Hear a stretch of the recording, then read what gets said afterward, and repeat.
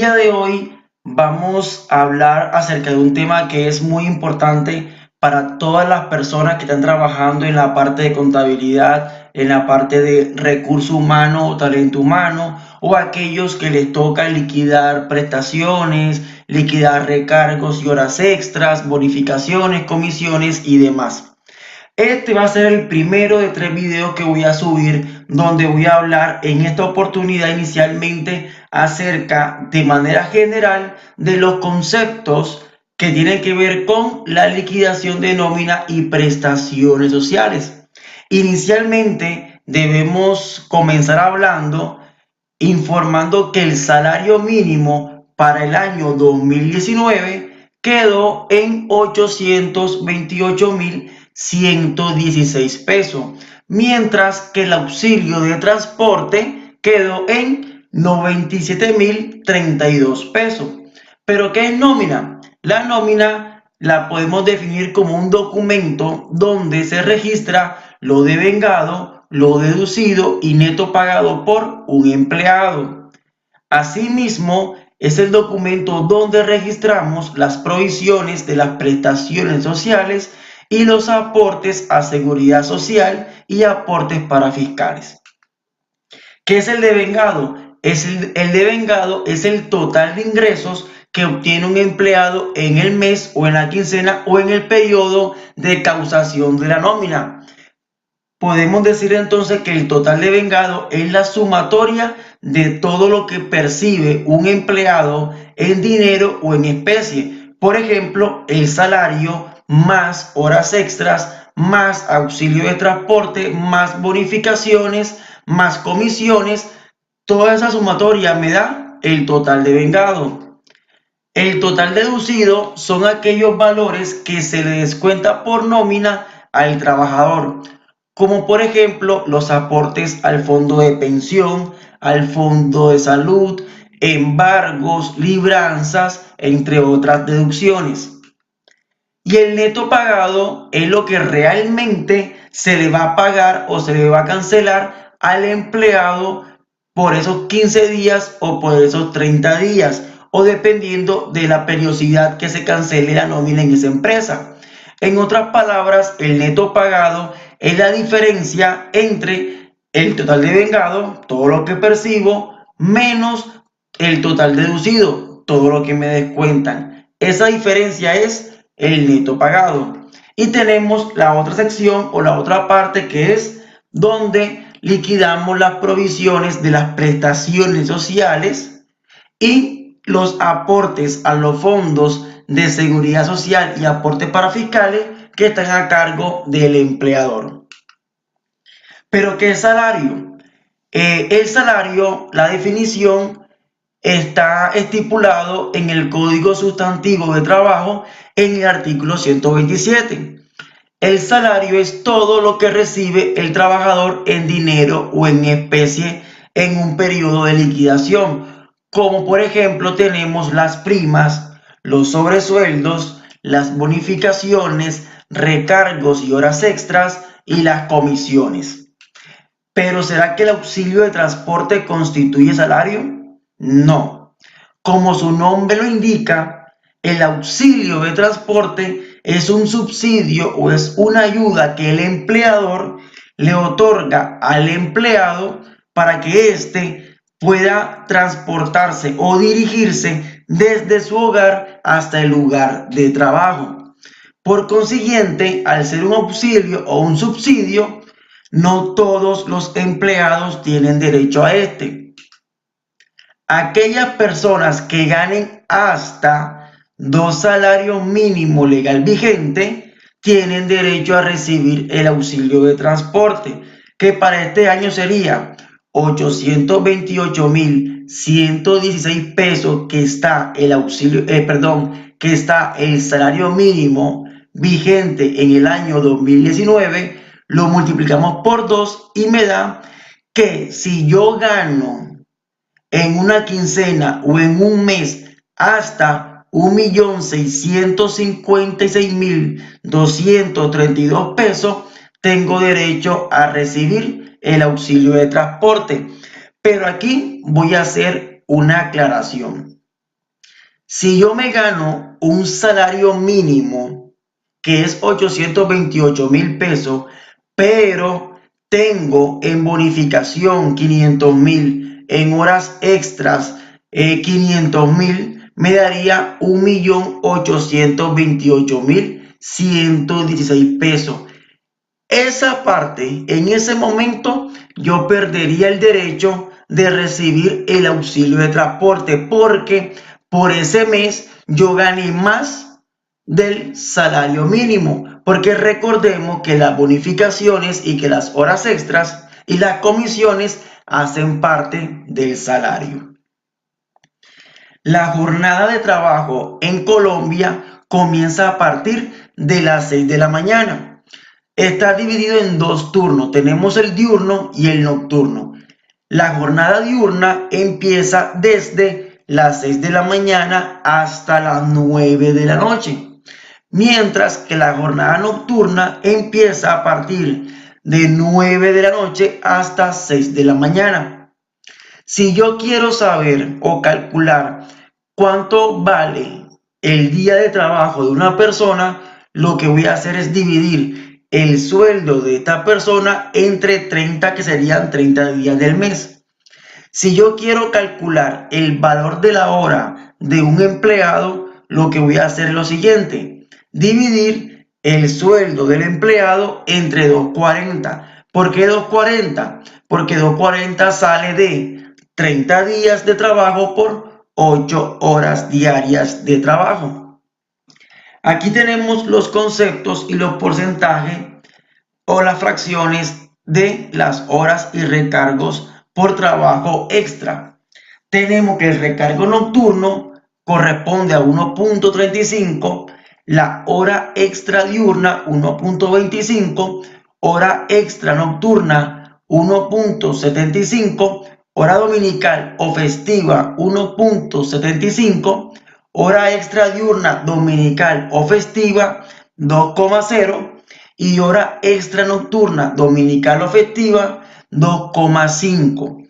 Si yo quiero liquidar cuánto me corresponde por trabajar un recargo nocturno o una hora extra diurna, lo que voy a hacer es la siguiente fórmula: valor de la hora, que sería el sueldo entre 240, lo multiplico por el porcentaje, dependiendo del recargo o de la hora extra, por el número de horas.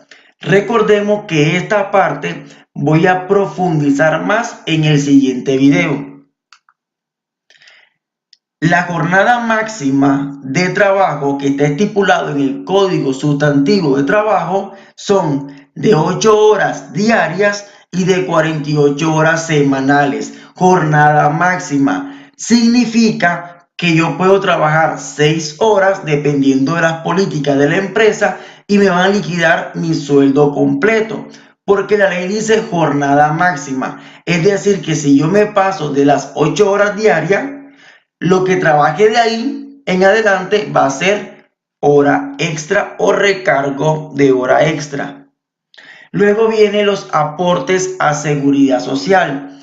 Todo trabajador dependiente e independiente debe estar afiliado al sistema de seguridad social, que son la ARL, Administradora de Riesgo Laboral, al Fondo de Salud o EPS, al Fondo de Pensión y al Fondo de Solidaridad Pensional para aquellos que cumplan con los requisitos para aportar a este fondo.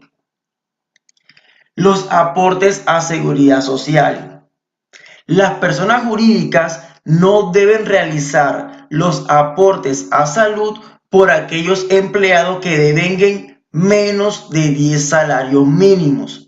Las personas naturales independientes que contraten 2 o más personas y que ganen menos de 10 salarios mínimos tampoco van a hacer el aporte a salud. Es decir, que si yo soy empleador y tengo unos empleados que ganen menos de 10 salarios mínimos, yo no voy a hacer el aporte del 8.5% a salud como lo estipula la ley. El trabajador debe aportar el 4%, mientras que en la pensión sí es obligatoria. El empleador aporta el 12% y el trabajador aporta el 4%. El aporte a ARL lo asume el 100% el empleador y dependiendo del riesgo del empleado se cancela el respectivo aporte. Tenemos 5 riesgos y cada riesgo varía dependiendo de la actividad de la persona. Para liquidar los aportes al sistema de seguridad social se debe excluir el auxilio de transporte y la fórmula es la siguiente: total de vengado, todo lo que recibió ese empleado durante el mes o el periodo, menos el auxilio de transporte por el porcentaje correspondiente al fondo. Si es, por ejemplo, a salud, sería total de vengado menos auxilio de transporte por el 4% que le toca al trabajador. Si es por ARL, por ejemplo, riesgo 3, sería la fórmula total de vengado menos auxilio de transporte por riesgo 3, que sería 2.436%, y eso lo asume 100% el empleador. Aquí tenemos unos ejemplos. Por ejemplo, el empleado X tiene un sueldo de 900,000 pesos más auxilio de transporte por 97,032 pesos más horas extras en 50,000. El total de vengado de esa persona, que es la sumatoria de todos estos rubros, sería 1,047,032 pesos. Si yo quiero calcularle o liquidarle la salud, la pensión de ese empleado, lo que voy a hacer es lo siguiente: total de vengado, que sería 1,047,032 pesos menos el auxilio de transporte y me da 950,000. Lo multiplico por el 4%, que es el aporte que tiene que hacer el trabajador, y me da 38,000 pesos. Esos 38,000 pesos yo se lo voy a deducir al empleado de la nómina y lo voy a pagar o lo voy a aportar al Fondo de Seguridad Social. Para liquidar los aportes al sistema de seguridad social, vuelvo y repito, se debe excluir el auxilio de transporte por el simple hecho que el transporte no constituye salario. Otras deducciones: tenemos embargo ordinario, embargo especial, descuentos a empleados, como por ejemplo las libranzas. Luego vienen los aportes parafiscales. Son una contribución obligatoria que algunas empresas deben realizar.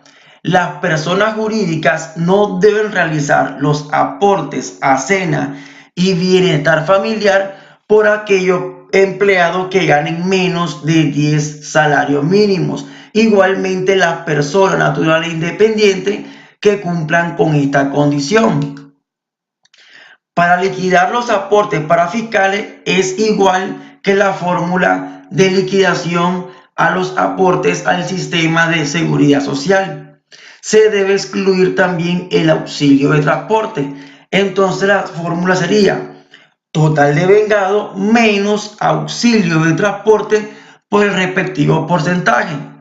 Por ejemplo, si voy a liquidar la caja de compensación familiar, sería total de vengado menos auxilio de transporte por el 4% que corresponde a la caja de compensación familiar. Y terminamos con las prestaciones sociales. Mensualmente nosotros debemos provisionar estos gastos y estas obligaciones. Recordemos que la prestación social es un reconocimiento que se le hace al empleado por su aporte a la generación de utilidades. El porcentaje de provisión son los siguientes. Por cesantías tenemos el 8.33%. Los intereses sobre cesantías son el 12% del valor que me dé de las cesantías. Las primas de servicio me da 8.33% y las vacaciones el 4.17%.